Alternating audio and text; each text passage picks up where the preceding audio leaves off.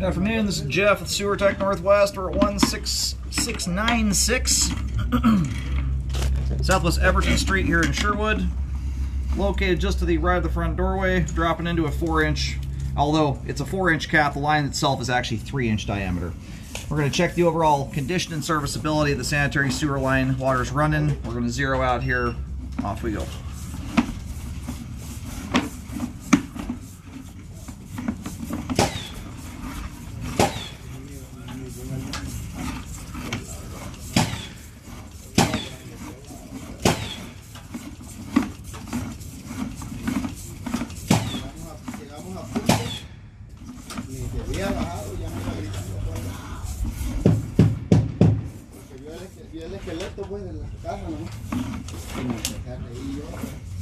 We're going to make a transition here over to 4-inch 3034 PVC.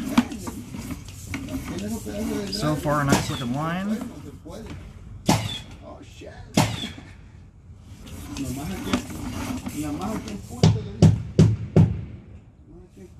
I'm going to do a toilet flusher in a second. I think you just have some little plastic burrs sitting on the sidewall. They're all in like identical locations spaced out the line. You do have a dimple there on the top of the line. Right now my camera's upside down. You've actually got 2 of them.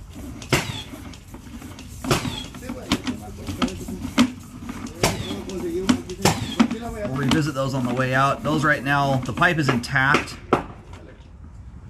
They're not affecting functionality. However, it's something I would definitely take a second look at around 10 months. It's impossible to know what's causing them. If it's something that happened, I mean, before the pipe even went into the ground potentially, or if there's actually something resting on top of the line where you get some progressive scenario where that gets worse and worse. That's the hard part, is knowing what caused it. But from a flow standpoint, not affecting functionality, but I would definitely take another look at that around 9 to 10 months into the 1-year warranty to make sure that there's no progression or changes there. There's the main there at about 63 feet. We're going to go locate all the line drains.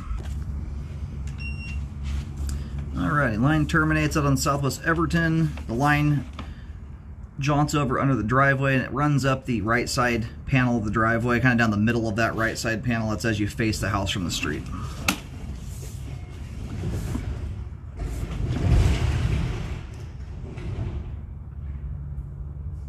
Yeah, we do have what looks like a little bit of standing water out here right before the main connection. It's very, very minor.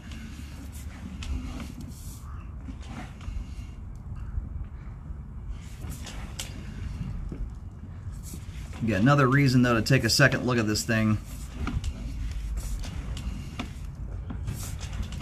What concerns me is what could have potentially caused that little bit of settling there. Due to the weight of something very heavy. The same thing that may have put the pressure down on top of the pipe, creating those dimples.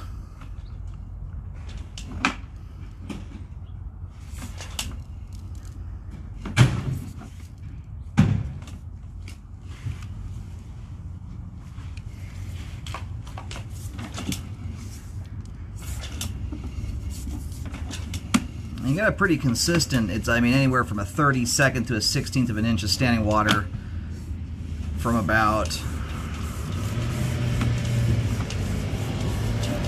let's see, let's get back up here.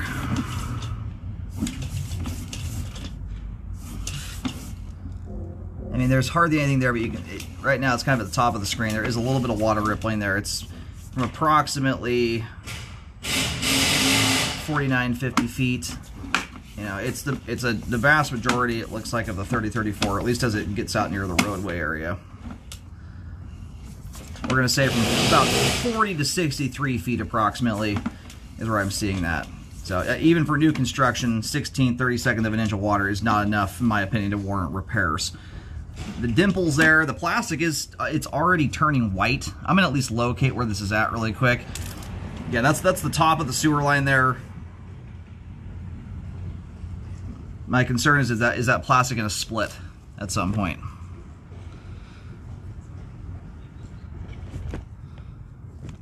So at least locate and see where it's at here, just so we know where it is and how deep it is. But at this juncture, it's not something I'd recommend fixing.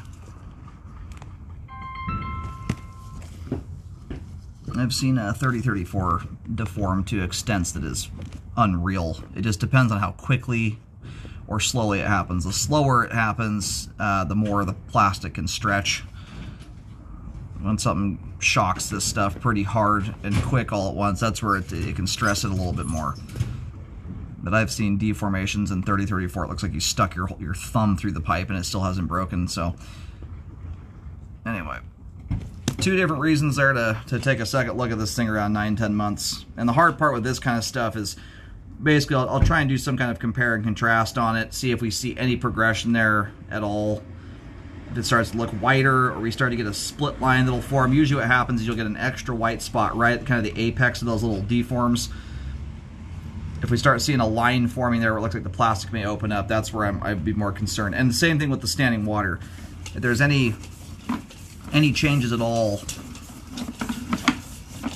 even if it goes from, let's say, a 1/16 to a 1/4 inch, at that point I'd be asking for it to be corrected. These lines are so new, and it's hard to say exactly. Some of them went in. Sometimes these lines have been in the ground for a long time. And the reason I've just pushed back out here once more, you have a little bit there at the main, and I'm still seeing the water rippling coming back. It's a very minute amount. In fact, you're probably consistently across that area. I don't even know if it's a 1/16 of an inch. It's probably about a 32nd. So very minor. But if we see that change from even a 32nd to a 1/4 of an inch, the problem is you don't know at what point it's going to stop settling. If it's going to stop at that point or if it's going to turn into an inch of standing water. So anyway, we're going to go locate really quick here just to see where this stuff is at. These little things on the sidewall look like just debris from what I can tell. We do have someone running water down the line.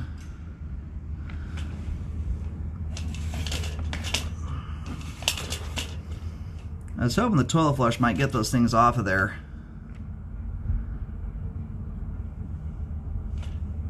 They're just the way that they've stuck to the pipe wall there is a little bit unusual, but most likely is just debris.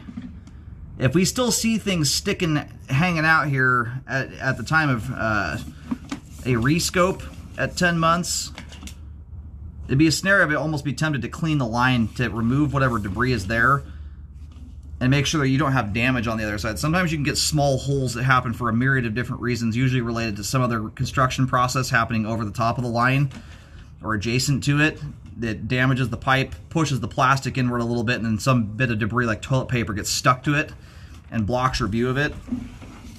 Most likely it's just debris, but hard to say. They were just consistently throughout the line. I don't know what else is stuck behind that stuff. You got some little white item there with something else sitting behind it, and that's what's hard to see. Yeah, you're about 7 feet deep here, and the line actually sits a lot closer to the right side edge of the driveway. That locate was able to line that up a little nicer. The line runs down just barely inside that right side edge. It may be just adjacent to it, but I'll show it running down just under the edge on my little diagram. And what those little things could be too, I mean, there's plenty of junk that goes down these lines. Unfortunately, it shouldn't a lot of the time. You know, caulk, things like that. You could get little chunks of that. I could totally imagine that. Shooting down the line and getting stuck to the sidewall of the pipe. You have a bunch of them throughout the line. These little random white spots. So most likely it's just debris. But I have seen scenarios like I was talking about before where you get a unique scenario where concrete forms or something like that was getting hammered in around the sewer line, something of that nature, dings the pipe wall up and creates a little spot there for stuff to get hung up on. But 9 times out of 10 it's just debris stuck to the sidewall of the pipe. Anyway, as we sit here right now, we have great flow all the way to the main. The standing water there that's between 40 and 63 feet is so minor, it has almost, I mean, essentially no bearing on flow hardly at all, not unless the line is being very heavily abused. I mean, it would abuse hard enough that whatever's going down the line would be struggling to even get out to that point. So that's not the kind of stuff I'd recommend doing a fix on. It's not worth it. in my opinion. And then where the potential, where we have that deformation, that's in the driveway skirt, kind of the front right corner of the driveway. That's where the driveway flares out just before hitting the street. We were kind of right at that front right corner of in the tip of that flare area, under the concrete there, at about 6'9" to 7 feet deep is what I was getting there. So hopefully that doesn't need correction, but that's definitely one of those things to watch. I have seen plenty of those kinds of scenarios progress over the years. You know, sometimes it's an excavator bucket or the track of an excavator goes over the line, leaves a deformation in it, and then whatever caused the stress to begin with is no longer there, and that's just how the line will look for forever. In other scenarios, you have, you know, potentially a busted piece of concrete sitting on top of the line under 7 feet of earth and that kind of pressure, and you get a slow progressive scenario where it tries to drive its way through the pipe wall. So that's why I would at least take a look at that thing at that point in time and see if there's any signs of progression taking place. But line is functioning very nicely as it sits right now.